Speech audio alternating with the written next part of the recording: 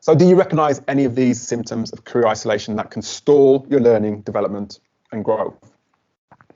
So there are some giveaway signs you've become isolated in your career, and I experienced these signs myself.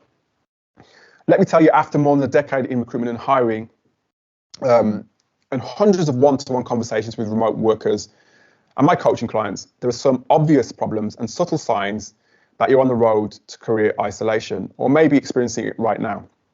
Do you recognise any of these? You become disconnected and disengaged.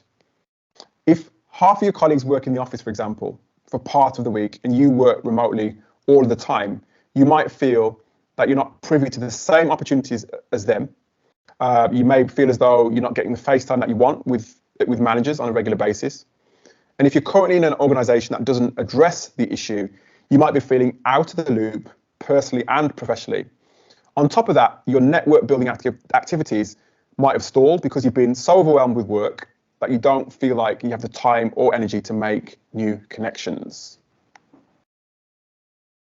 Here's something else that you may be experiencing. You might have a nagging self-doubt and underestimate your skills, strengths, attributes, and values, and that's linked to imposter syndrome. It might be symptoms of imposter syndrome. You may sometimes feel like a fraud at work despite your achievements and success, and this may be a sign of imposter syndrome. It can leave you feeling like you're not capable or as capable as everyone thinks you are, or that you're not worthy of praise. This feeling is normal for everyone to experience from time to time, especially if you're starting a new job or applying for a new one. But as you well know, it's hard to have feelings of insecurity on a regular basis.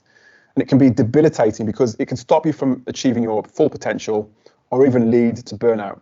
So you need to address it. So third, you don't have a clear goal or sense of direction. You might feel directionless, you might feel frustrated, as though you're working hard but not making any progress.